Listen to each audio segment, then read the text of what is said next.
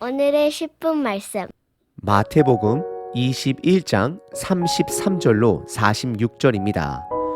바로 전 본문에서 예수님은 이스라엘 종교 지도자들에게 두 아들의 비유의 말씀을 하시며 그들의 죄를 뉘우치고 돌아와야 함을 강조하셨습니다. 즉 회개를 촉구하셨습니다.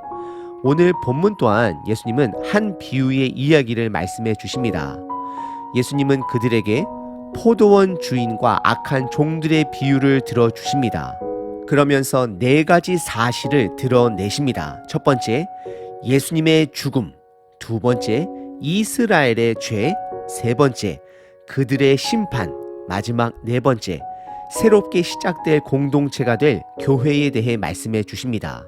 그리고 오늘 본문은 모퉁이 돌이 되신 예수님으로 인해 새롭게 시작된 교회에게는 하나님의 사명이 있음을 강조하십니다. 오늘 본문을 통해 그 사명을 붙드시는 저와 여러분 되시길 바랍니다. 오늘 본문은 총 세 부분으로 나눌 수 있습니다. 첫 번째는 악한 소작인의 비유입니다.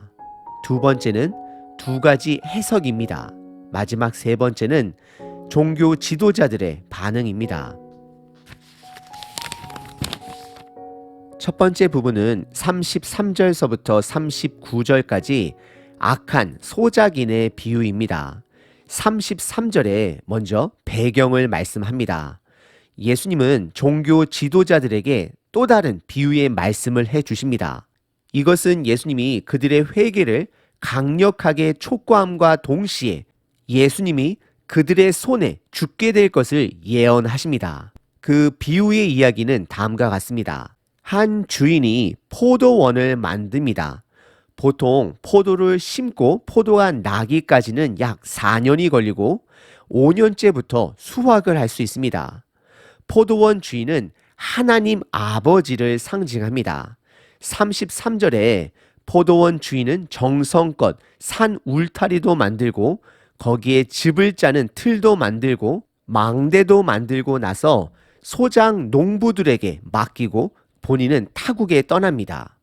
그리고 이어지는 34절에 열매를 거둘 때, 즉 약 한 4, 5년이 지나 열매를 받기 위해 자기 종들을 보냅니다.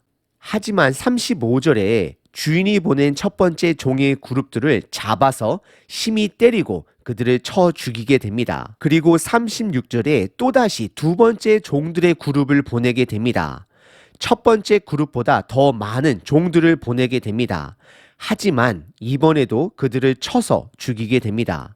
첫 번째로 보낸 종들과 두 번째로 보낸 종들은 역사 속에 하나님께서 이스라엘에게 보내주신 수많은 선지자들과 메신저들이 되는 것입니다. 그래서 이번에는 37절에 주인이 본인의 아들을 보내게 되며 그들이 본인의 아들을 대우할 것을 기대하게 됩니다. 하지만 이들은 38절에 주인의 아들을 보고 그를 죽여 농장을 법적으로 차지하려는 음모의 계획까지 세웁니다. 그리고 39절에 실질적으로 이들은 포도원 주인의 아들을 잡아 포도원 밖으로 내쫓아 거기서 죽입니다.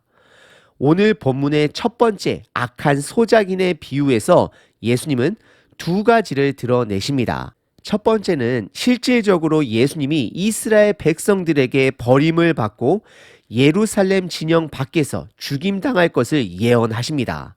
그리고 두 번째는 하나님께서 보내신 선지자들을 죽이고 하나님의 아들까지 거부한 이스라엘 국가의 죄를 드러내십니다. 두 번째 본문은 40절서부터 44절까지 예수님은 종교 지도자들에게 두 가지 질문을 통해 비유를 해석해 주십니다. 비유를 마치시고 그들에게 던진 첫 번째 질문은 40절에 그러면 포도원 주인이 직접 포도원을 방문할 때에 그 악한 소작 농부들을 어떻게 하겠느냐라고 그들에게 묻습니다. 그러자 41절에 그들이 스스로 답하기를 그 악한 자들을 진멸하고 포도원은 제때에 열매를 바칠 만한 다른 농부들에게 줄 것이다 라고 답을 합니다. 이들은 스스로의 심판을 고백하게 됩니다. 그리고 이어서 예수님은 두 번째 질문을 하게 됩니다. 그것은 시편 118편 22절과 23절을 인용하시며 그 말씀을 읽어본 적이 없느냐라고 그들에게 묻고 계십니다. 시편 118편 22절과 23절입니다. 건축자가 버린 돌이 집 모퉁이의 머릿돌이 되었나니 이는 여호와께서 행하신 것이요 우리 눈에 기이한 바로다라는 고백입니다. 여기서 모퉁이 머릿돌은 예수님을 말씀하는 것이고 그 돌을 버린 건축가들은 바로 종교 지도자들 그리고 이스라엘 백성을 향한 말씀이 되는 것입니다. 그리고 예수님은 43절에 그러므로라고 말씀을 하시며 하나님께서 유대인들에게 하나님의 나라를 빼앗아 열매 맺는 백성들 즉 모든 이방인들에게 주시겠다라고 말씀을 하십니다. 그리고 44절에 악인들은 모퉁이 돌에 부딪혀 부서지는 심판이 있을 것을 말씀하십니다. 오늘 본문의 두 번째 부분은 예수님을 거부한 종교 지도자들과 이스라엘 백성들에게 있을 심판에 대해 말씀하십니다. 이것은 그들에게 강력한 회개를 촉구하시는 것입니다. 세 번째 부분은 종교 지도자들의 반응입니다. 45절과 46절입니다. 45절에 종교 지도자들은 이 모든 비유들이 본인을 향한 말씀인 것을 깨닫고 회개가 아닌 46절에 오히려 예수님을 잡아 죽이려 했지만 예수님을 따르는 수많은 백성들로 인하여 그들을 두려워하여 예수님을 잡지 못함을 드러냅니다. 오늘 본문의 세 번째 부분은 종교 지도자들의 반응입니다. 그들은 회개하지 아니하고 예수님을 끝까지 죽이려 합니다. 오늘 본문은 예수님께서 포도원 주인과 악한 소장 농부의 비유로 시작하셨습니다. 그리고 예수님은 그 비유를 종교 지도자들에게 설명하시며 크게 네 가지를 드러내십니다. 첫 번째, 예수님이 당할 죽음. 두 번째, 이스라엘의 죄. 그리고 세 번째, 그들에게 있을 심판. 그리고 마지막 네 번째는 이스라엘 백성들이 벌인 모퉁이 돌로 인하여 시작될 교회입니다. 오늘 본문은 복음의 핵심적인 부분들을 드러냅니다. 오늘 본문을 묵상하실 때 우리는 이스라엘 백성이 아니기 때문에 그들을 향한 심판의 말씀을 가볍게 넘겨서는 안 됩니다. 왜냐하면 사실 이스라엘 백성은 온 인류를 대표하는 성격을 갖고 있습니다. 제사장이 레위 지파 사람들을 대표하고 레위 지파가 이스라엘 지파들을 대표하는 것처럼 이스라엘은 결국 온 인류를 대표합니다. 우리가 이스라엘 백성이요 우리들 또한 예수님을 죽이려 했던 자임을 기억하셔야 합니다. 다만 하나님의 은혜로 그분께 돌아온 자들이 되는 것입니다. 은혜를 입은 자들입니다. 특별히 오늘 본문에서 우리들이 집중해야 되는 부분은 예수님의 첫 번째 질문 이후에 종교 지도자들의 대답에 집중하셔야 합니다. 예수님은 그들에게 포도원 주인이 올 때에 그 농부들을, 악한 농부들을 어떻게 하겠느냐라고 그들에게 묻습니다.